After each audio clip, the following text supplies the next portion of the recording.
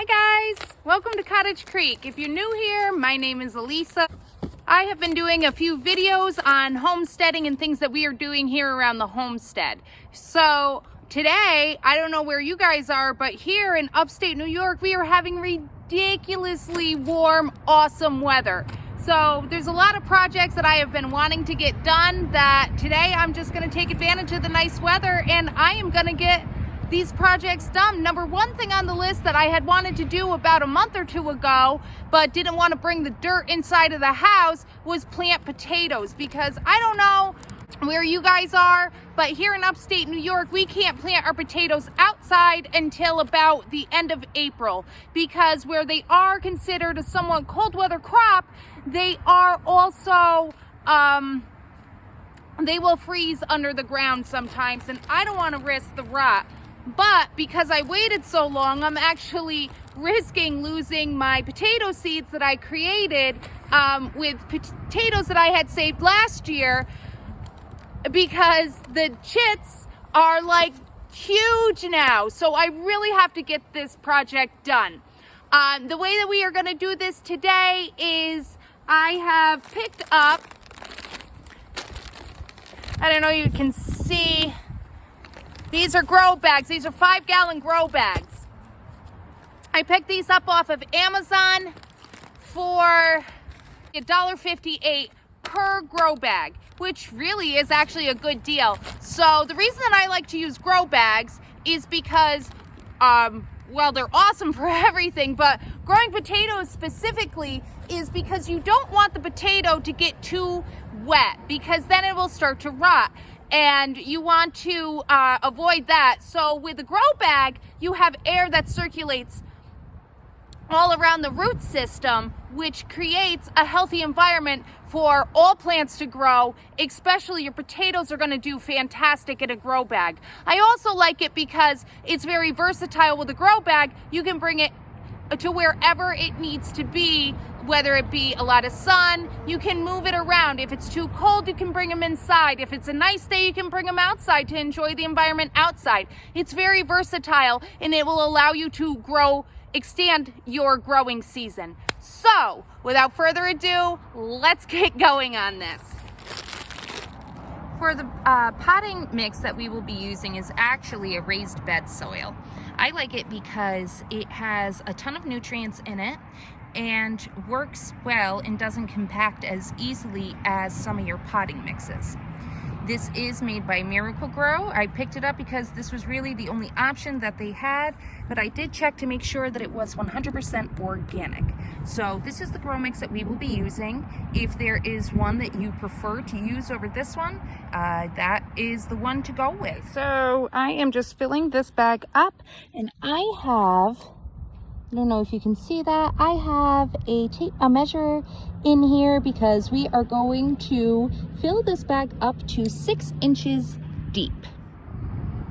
Number one thing to take into consideration when growing in a grow bag with your potatoes is the type of potato that you're going to use. If you are growing in a grow bag, it cannot be an indeterminate potato, but it has to be a determinate potato. So an indeterminate potato is one that the plant size is not determined. It's indeterminate how big the plant is going to get. With a determinate, it is determined how big that plant is going to get. So they're going to be smaller and more compact plants, determinate plants. So when you're growing in a grow bag, you should always go for determinate, whether it be a potato or any other variety of plant of which you are planting. You don't want an indeterminate because they don't know how big it's going to get. There's no controlling it. So you need a little bit more of a controlled environment, a controlled plant to grow in a grow bag. So that is something that you need to consider. I will put down in the description box a list of potatoes that are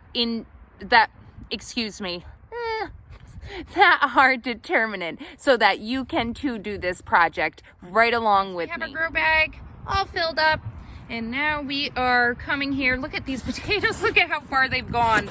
I told you we really needed to grow these because these are well overdue, but that's okay. We're still gonna plant them and see what we get. If not, they'll make more seeds.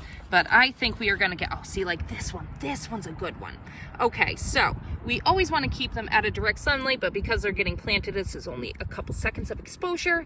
So this is the chit that I was talking about. Do you see these little guys? Hello, guys. Those are gonna make your potatoes on those. There is a top and a bottom to a potato. And that is the bottom. Do you see that little indentation? That shows that that is the bottom. And these are the chits. So when you are planting a potato, it is so simple. The only thing that you are going to, let's start with this. When you're planting a potato, you just remember it this way, chits up. Okay, so we have our little potato in the center of our grow bag. Because this is a 5-gallon grow bag, we're only gonna do 1 potato. So we have our chits up, center of the grow bag. What I like to do to really give these potatoes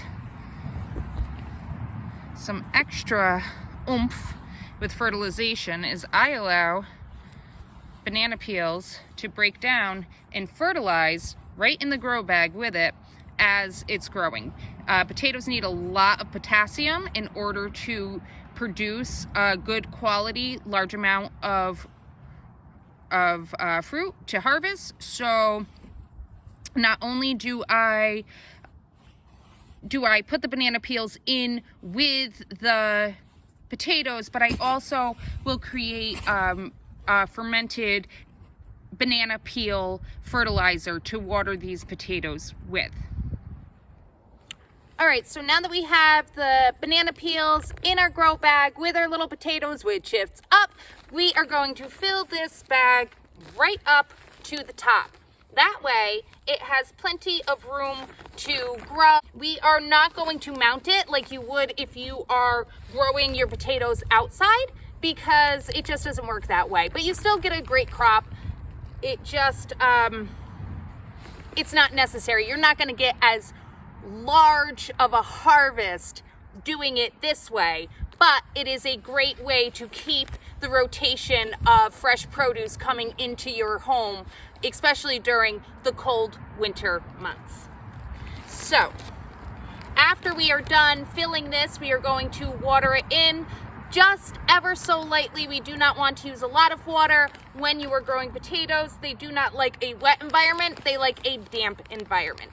These will come into the house once the temperatures start to drop down to below freezing again, and they will grow in our home until they are ready to come back out. At that point, we will also be growing potatoes outside in our garden bed for a continuous rotational harvest. I'm just going to lightly